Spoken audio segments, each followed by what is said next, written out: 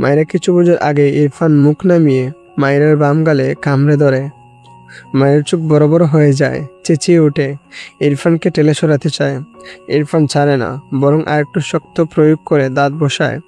মায়েরা চোখ মুখ কুঁচকে নেয় ব্যথায়, তবে শান্ত হয়ে যায়। পুরো শরীর কেমন শিরশির করছে।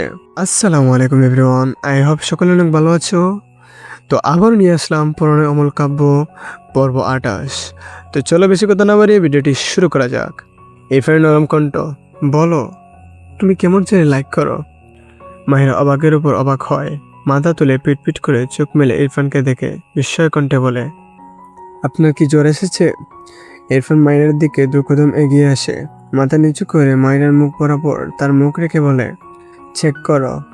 মাহিরা চোখ বড় বড় করে তাকায়, একবার পিছিয়ে যায়। ইরফান ভূগোজকে তাকায় মাহিরার দিকে।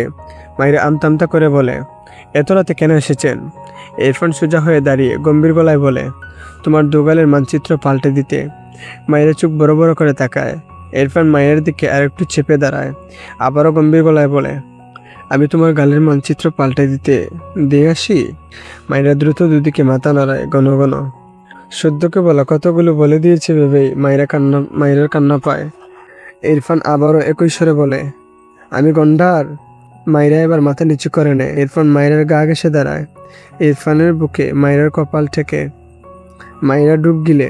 ইরফান আবারও বলে, আমি মেন্টাল। মায়েরা জোরে জোরে কাঁদতে ইচ্ছে করছে। সব বলে দিয়েছে শুদ্ধ ভাইয়া। মাথা তুলে অসহায় কণ্ঠে বলে, সরি, আর বলবো না।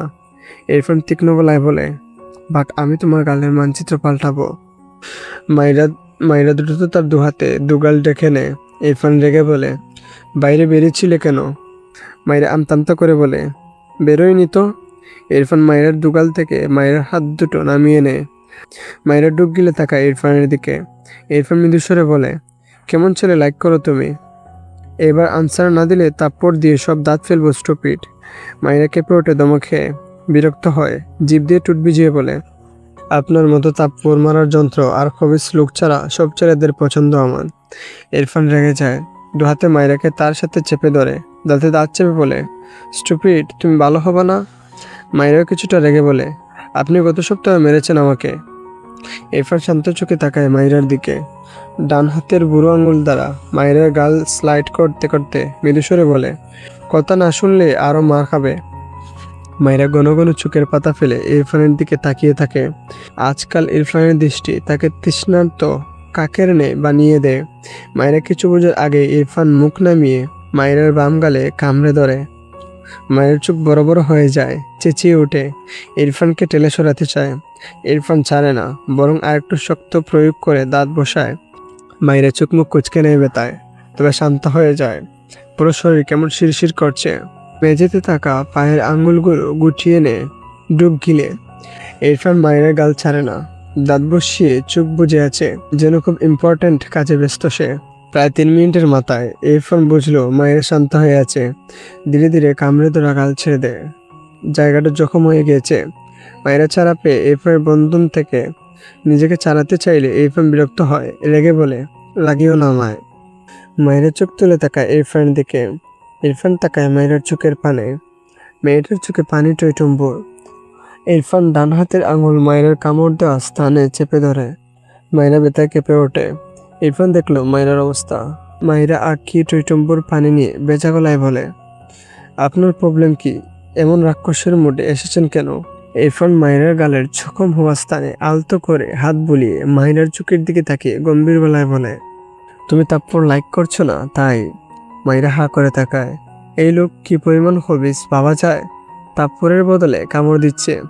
ইরফান দুহাতে মায়েরার ঝাপসা চোখ মুছে দেয়, নমনীয় সুরে শুধায়, do you know the name of this fight? মায়েরা চোখের পাতা ফেলে বুকের চোখে ইরফানের দিকে তাকিয়ে থাকে। ইরফান টুট বাঁকায় সামান্য, হেসেছে উদর, তবে মায়েরা বুঝল না। তার কাছে ইরফানকে স্বাভাবিক গম্ভীর্য লাগে। ইরফান তার বাঁ হাত মায়ের কানের লতি ছুঁয়ে গাড়ে রাখে, আঙুলগুলো চুলের বাজে রাখে। মায়েরা ডুব গিলে ইরফানের দিকে তাকায়। ইরফান তার মাথা বাঁ দিকে বাঁকিয়ে চোখের পলকে মায়ের ডান গালে দাঁত বসায়। মায়েরা দাঁতে দাঁত চেপে রইল। এবার একটা টু শব্দ করলো না। মিনিট 2 পর মায়ের গাল আলগা করে দেয় ইরফান। মাথা তুলে মাহিরার দিকে তাকালে দেখলো মেয়েটা মাথা নিচু করে আছে। ইরফান বাঁ হাতে মাহিরার কামড় দেওয়া স্থানে আঙুল চালিয়ে বলে, ইটস বদনজর টিকা আর বদনজর বাইট অ্যান্ড। ইরফান মাহিরার দিকে তাকিয়ে থেমে যায়। 2 মিনিটে চুল কপাল ঝরে স্থান নিয়েছে মাহিরার। ইরফান ডান হাতে তা মাহিরার কানের পিঠে গুজে দিয়ে বিড়বিড় করে, লিটল গার্ল। মাহিরা অদ্ভুতভাবে তাকিয়ে আছে ইরফানের দিকে। বদনজর টিকা তো ওই ছেলেবেলায় কপালে কালো টিপ দেয় না, ওটাকে তো বদনজর ফুটা বলে তাদের গ্রামে, যদি সেটা মানুষের মুখে প্রচলিত। আদতে এটা একদমই ঠিক নয়, কিন্তু এই লোক কোন খেলে কামড়ে বলছে এটা নাকি টিকা। ইরফানকে থেমে যেতে দেখে ব্রুকুচকে বলে, আরে কি থেমে গেলেন কেন? আর অদ্ভুত নাম মনে পড়ছে না? ইরফান ব্রুকুচকে ধমকে বলে, স্টুপিড গার্ল, বড় হবে কবে? মাইরা তার দুগালে হাত রেখে রেখে বলে, হব না বড়, হয়েছে সারাদিন এক কথা বলে বলে কান পচে গেল। ইস আমার গাল। ইরফান বিরক্তির শ্বাস ফেলে। এই গা থেকে শুধু তাপরাতে ইচ্ছে করে তার। হঠাৎ শক্তকণ্ঠে জিজ্ঞেস করে, বাইরে বেরিয়েছিলে কেন? মাইরা ইরফানের দিকে থাকায় মুহূর্তে এমন রেগে গেল কেন? চোখ নামিয়ে ডুব গিলে বলে, বের হয়নি। ইরফান রেগে বলে, মিথ্যা বলবে না। মিথ্যা বললে বেহিসাব বাইটে এই গাল দুটো অস্তিত্ব হারাবে। একটু থেমে বলে, নাসিমের সাথে কথা বলেছ কেন? You know he likes you. Maira বুঝলো বাইরের সেই ছেলের নাম নাসিম। অতঃপর বলে, হ্যাঁ জানি, সে আমাকে পছন্দ করে। আমিও। ইরফান মাইরার ঠোঁটের উপর বুড়ো আঙুল চেপে ধরে দৃষ্টির সাথে নিবদ্ধ রেখে গম্ভীর গলায় বলে, এটা খাওয়াতে না চাইলে বাজে বকা অফ করো স্টুপিড গার্ল। ইরফানের কথার মর্মার্থ বুঝতে পেরে মাইরা গুটিয়ে যায়। ইরফান মাইরাকে ছেড়ে দূরে সরে দাঁড়ায়, হাত ঘড়িতে একবার সময় দেখে। এরপর মাইরার দিকে তাকিয়ে বলে, এক মগ কফি আর তোমার ফিজিক্স বই নিয়ে আমার রুমে আসবে। Time 5 minutes. মাইরা ব্রুকুচকে তাকালো ইরফানের দিকে। আর সামনে দিন ফিজিক্স এক্সাম। এই লোক জানলো কিভাবে? অতঃপর বলে, আপনি জানলেন কি করে সামনে দিন আমার ফিজিক্স এক্সাম? ইরফান দরজা খুলে বাইরে যেতে যেতে বলে, because I am not donkey like you. মেরে চোখ মুখ কুচকে তাকালো। এই লোক ভালোভাবে কথা বলতে পারে না। সে গাধা হলে এই লোক যে গন্ডার সেটা স্বীকার করবে না। হবিস লোক। ইরফান পিছু ফিরে বলে, কাম ফাস্ট স্টুপিড। মায়েরা যেভাবে ছিল অভাবেই দুবদাপ পা ফেলে ইরফানের পাশ কাটিয়ে গড় থেকে বেরিয়ে যেতে নেয়। ইরফান মায়ের হাত টেনে ধরে তার সামনে দাঁড় করিয়ে দেয়। শক্ত চোখে মায়ের দিকে তাকায়। মায়েরা অবাক হয়, কি জ্বালা! এই লোকের সেকেন্ডে সেকেন্ডে এমন মুড চেঞ্জ হয় কেন? কিছু বলতে চায় তার আগে ইরফান মায়ের ওড়না হাতায়। আগামতো খুঁজে না পেয়ে বিরক্ত হয়। মায়েরা ইরফানের হাত ধরে বলে, কি করতে চাইছেন আপনি? ইরফান কিছু বলল না। ওড়না টেনে মায়ের মাথা ডেকে দেয়। মায়েরা অবাক হয় ইরফানের কাণ্ডে। ইরফান পাশ ফিরে খোলা দরজার দিকে তাকায়। নাসিমার সুন্দর গলার আওয়াজ পায়। কপালে বিরক্তির বাজ ফুটে ওঠে। মায়ের হাত ধরে নিজেই রান্নাঘরের দিকে যায়। মায়ের অবাক হয়ে বলে, আরে আপনি কেন যাচ্ছেন? আমি আপনার কফিতে বিষ মেশাবো না, নিশ্চিতে থাকুন। ইরফান দমকে বলে, শাট আপ। মায়েরা মুখ ফুলিয়ে ইরফানের পিছু পিছু যায়। মায়েরা চুলায় গরম পানি বসিয়ে দাঁড়িয়েছে। একটু পর পর ইরফানের দিকে তাকায়। সে রান্নাঘরের দরজায় দাঁড়িয়ে ফোন গোতাচ্ছে। মায়েরা ভাবে এই লোকের প্রবলেমটা কি? কাল দুটোয় হাত বুলোয়। ইস কি জোরে কামড়টাই না দিল। বিড়বিড় করলো, রাক্ষস একটা। ইরফান মায়েরার পেট ঘেঁষে পিছনে দাঁড়িয়ে লো ভয়েসে বলে, আচ্ছা। মায়েরা ভয় পেয়ে যায়। ইনি তো দরজায় ছিল, এখানে কখন আসলো? দ্রুত পিছু ফিরতে চায়। একদম চুলার সামনে দাঁড়িয়ে ছিল। বেখালে বা হাত টকবগে ফুটে ওঠা গরম পানির ভেতর পড়ে। মায়ের আর্তনাদ করে ওঠে। ইরফান হতভম্ব। তার হাতে থাকা ফোন ছুঁড়ে ফেলে দ্রুত মায়ের হাত টেনে তুলে বা হাত উল্টে পাল্টে দেখে বিচলিত কণ্ঠে বলতে থাকে, সরি লিটল গার্ল, আম সরি। এরপর দ্রুত রান্নাঘরের সিঙ্কের উপর টেপের নিচে মায়ের হাতটা ধরে। মায়ের হাত ভীষণ জ্বলছে। ইরফানের হাত থেকে হাত ছাড়িয়ে নিতে চায়। ইরফান ছাড়ে না। তার কপালে ভয়ানক চিন্তার বাজ। তার কাছে তো মেডিসিন নেই। এখন কি হবে? মায়ের জড়ানো কণ্ঠে বলে, হাত ছাড়ুন। ইরফান মায়ের দিকে তাকায়। বেকুল কণ্ঠে বলে, আম সরি, ফার্স্ট এড বক্স আনা উচিত ছিল আমার। শেষ কথাটায় নিজের প্রতি বিরক্তি জ্বরে পড়ে। ইরফান চিন্তিত কণ্ঠে বলে, তোমাকে যে মলম ব্যান্ডেজ কিনে দিয়েছিলাম ওসব কি করেছ? মায়েরা বেতাতুর গলায় বলে, ফেলে দিয়েছি। ইরফান রেগে তাকায় মায়ের দিকে। টেপ বন্ধ করে মায়েরকে কুলে তুলে নেয়। মায়েরা চেঁচিয়ে ওঠে, আরে কোথায় নিয়ে যাচ্ছেন আমায়? হাত পুড়েছে আমার, পা নয়। নামায়। ইরফান বিরক্ত হলো, তবে কিছু বলল না। তার ঘরে গিয়ে মাইরাকে বেডে বসিয়ে দেয়। মাইরা নামতে গেলে ইরফান দমকে বলে, স্টুপিড গার্ল, আমায় রাগিও না। মাইরা হা করে চেয়ে আছে। তার হাত পুড়েছে, জ্বলছে প্রচুর। আইলোক কি করছে এসব? অসহ্য জ্বলনিতে না চাইতেও মেয়েটার চোখের কোণে বেতাতুর পানির কণা জমে। ইরফানের দিকে তাকে ভেজা গলায় জানায়, অনেক জ্বলছে। ইরফান মায়ের গালে হাত দিয়ে মৃদুস্বরে বলে, এক্ষুনি আসছি, বসো। এরপর ইরফান শার্ট গোটাতে গোটাতে দ্রুত ঘর থেকে বেরিয়ে যায়। একটি পাত্রে পানি নিয়েছে, এর মধ্যে বেশ অনেকগুলো বরফের খণ্ড। ইরফান দ্রুত পায়ে মায়ের সামনে বিছানায় বসে। এরপর মায়ের হাত টেনে বরফ মেশানো পানিতে ডুবিয়ে দেয়। মায়েরা এবার একটু স্বস্তি পায়। ইরফানের দিকে তাকায়। ইরফান মায়ের দিকে কেমন অশান্ত চোখে চেয়ে আছে। মায়েরা কেঁদেছে এটুকু সময়ে, চোখ মুখে হালকা লাল আভা। হঠাৎ ইরফান মায়েরা হাত ছেড়ে বসা থেকে দাঁড়িয়ে বাইরে যাওয়ার জন্য এগোলে মায়েরা বলে ওঠে, কোথায় যাচ্ছেন? ইরফান দ্রুত মায়ের কাছে এগিয়ে এসে কানে ঝুঁকে মায়ের মাথায় হাত বুলিয়ে নরম গলায় বলে, ডোন্ট ক্রাই, 5 মিনিট টাইম দাও আমায়। হাত উঠাবে না এর ভেতর থেকে, ওকে? মায়েরা পিটপিট করে তাকিয়ে থাকে ইরফানের দিকে।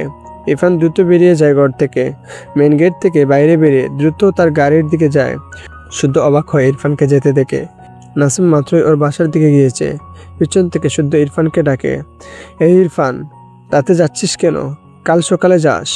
ইরফান কিছু একটা ভেবে দ্রুত শুদ্ধ সামনে এসে বিচলিত কণ্ঠে বলে, তোর কাছে ফার্স্ট এড বক্স আছে? শুদ্ধ ব্রুকুচকে বলে, না, নাপা আছে শুধু, ওসব আমার লাগে না। ইরফান বিরক্ত হয়ে ডেমিট বলে আবারও এগিয়ে যায় গাড়ির দিকে। শুদ্ধ হা করে চেয়ে আছে। কি হয়েছে এর? পিছন থেকে বলে, বাড়ি চলে যাচ্ছিস? ইরফান গাড়িতে স্টার্ট দিয়ে বলে, ন। শুদ্ধ বুঝলো না। বাড়ি না গেলে এই রাতে যাচ্ছে কোথায়? সে ভেতরে গেল না, সেখানে দাঁড়িয়ে রইল। ইরফানের মুখাবয়বে অসহায়ত্বের চাপ। শহর হলে তো সারা রাতেও প্রবলেম ছিল না, পাটগ্রাম হওয়ায় প্রায় সব দোকানই বন্ধ। হাই স্পিডে ফাঁকা রাস্তায় গাড়ি চালায়। বেশ কিছুক্ষণ গাড়ি চালালে পাকা রাস্তায় এক কোনায় একটা দোকান খোলা দেখতে পেয়ে সেখানে গাড়ি সাইড করে। দ্রুত গাড়ি থেকে নেমে দেখলো একটা ওষুধের দোকান। স্বস্তির নিঃশ্বাস ফেলে এগিয়ে গিয়ে বলে, ব্যান্ডেজ মলম দাও ফাস্ট। ইরফানের চেয়ে 2-4 বছরের কম বয়সী দোকানদার ছেলেটি প্রশ্ন করে, কোন মলম? ইরফান ব্রুকুচকে বলে, হাত পুড়ে যায় বলে যত মলম তৈরি করা হয়েছে সব। ছেলেটি একটু অবাক হয়, তবে তার দোকানে যা যা মলম ছিল মোটামুটি সবই বের করে আনে। ব্যান্ডেজ এনে রাখে। ইরফান ব্রুকুচকে বলে, আর নেই?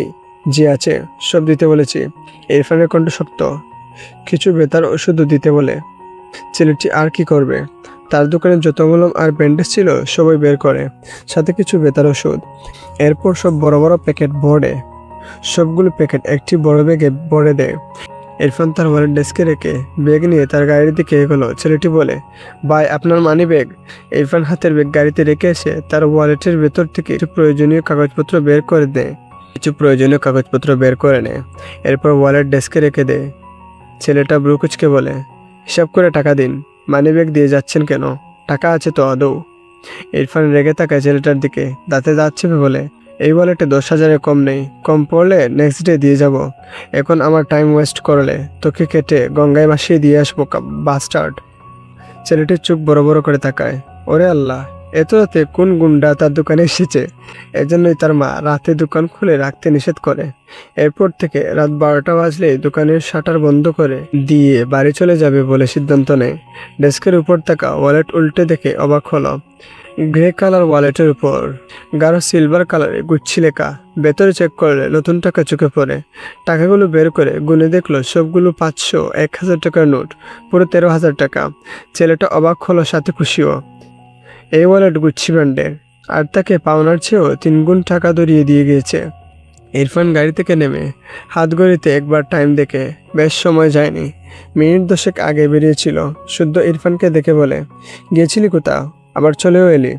ইরফান দ্রুত বাড়ির ভেতরে যেতে যেতে বলে, কাজ ছিল। শুদ্ধ বোতামুখে ইরফানকে দেখলো। হাতে ওটা কিসের ব্যাগ? এই ইরফানটা পাগল তো হয়েছে, সাথে তার নিজেকেও পাগল লাগে মাঝে মাঝে ইরফানকে চিনতে না পারার সুখে। ইরফান ঘরে গিয়ে বেডে তাকালে দেখলো মায়েরা ঘুমিয়ে আছে। এগিয়ে গিয়ে একটা প্যাকেট থেকে মলম ব্যান্ডেজ বের করে দ্রুত মায়ের পাশে বসলে জায়গাটা ভেজা মনে হয়। বসা থেকে উঠে দেখলো পাত্রের পানি সব উল্টে পড়েছে মায়ের হাত ভেজা জায়গায়। ইরফান বিরক্ত হলো, বিড়বিড় করলো, স্টুপিড। মেঝেতে হাঁটু মুড়ে বসে মায়ের হাত চেক করলো। অনেক লাল হয়ে গিয়েছে, মনে হচ্ছে চামড়া উঠে গিয়েছে। ইরফানের মুখে বেতাতুর চাপ। আলতো হাতে মলম লাগিয়ে দে, ব্যান্ডেজ করে দিল হাতটা। এরপর মায়েরাকে দু হাতে ধরে আর একটু সরিয়ে শুইয়ে দেয়। এপাশে পুরোটা পানিতে ভিজে গিয়েছে। মায়েরার মুখের দিকে তাকালে দেখলো চোখের আশেপাশে পানির ছিটে ফোঁটা। হাত বাড়িয়ে মুখ মুছে দেয়। গালে কামড়ের দাগ স্পষ্ট ফুটে আছে। কি যেন ভেবে ঠোঁট বাঁকিয়ে একটু হাসে। ব্যান্ডেজ করা হাতটার দিকে তাকালে মুহূর্তেই মুখ জোড়া অসহায়ত্ব বের করে। তার মনে হলো সে মায়ের পিছনে গিয়ে দাঁড়ানোয়। মায়েরা এখন কষ্ট পাচ্ছে। অনুতপ্ত স্বরে বলে, সরি লিটল গার্ল। এরপর গালে আলতো থাপ্পড় দিয়ে ডাকে, হে গার্ল ওঠো। ঘুমন্ত মায়ের কপালে বিরক্তির ভাঁজ। ইরফান আবারও একইভাবে ডাকলে মায়েরা পিটপিট করে চোখ মেলে তার উপর ইরফানকে দেখে অবাক হয়। ইরফান মায়েরাকে চোখ মেলে তাকাতে দেখে ব্রুকুচকে বলে, রাতে খেয়েছ? মায়েরা ঘুমে তাকাতেই পারছে না, আবারও চোখ বুজে নেয়। ডান হাতে ইরফানকে টেলে ঘুম জড়ানো কণ্ঠে বিড়বিড় করে বলে, হবিস লোক ঘুমিয়েও শান্তি দেয় না। মায়েরার কথা শুনে ইরফান চোখ ছোট ছোট করে তাকায় মায়েরার দিকে। এইবার আগের চেয়েও আর একটু জুড়ে গালে থাপ্পড় দিয়ে দমকে বলে, স্টুপিড গার্ল উঠো বলছি, নয়তো থাপ্পড় দিয়ে সব দাঁত ফেলে দেব। এইবার মায়েরার ঘুম পুরোপুরি ছুটে যায়। চোখ মেলে বড় বড় চোখে তাকায় ইরফানের দিকে। সে তো ভাবলো ঘুমের ঘুরে ভুলভাল দেখছে। আমতামতা করে বলে, এটা সত্যি আপনি? ইরফান সোজা হয়ে দাঁড়িয়ে রেগে বলে, নো, আমার ভূত, ইডিয়ট। মায়েরা শোয়া থেকে উঠে বসে আশেপাশে তাকিয়ে বুঝলো এটা ইরফানের রুম। ইরফান তাকে রেখে কই যেন গিয়েছিল। হাতের জ্বলনিতে সে শুয়েছিল। কখন যে ঘুমিয়েছে বুঝতে পারেনি।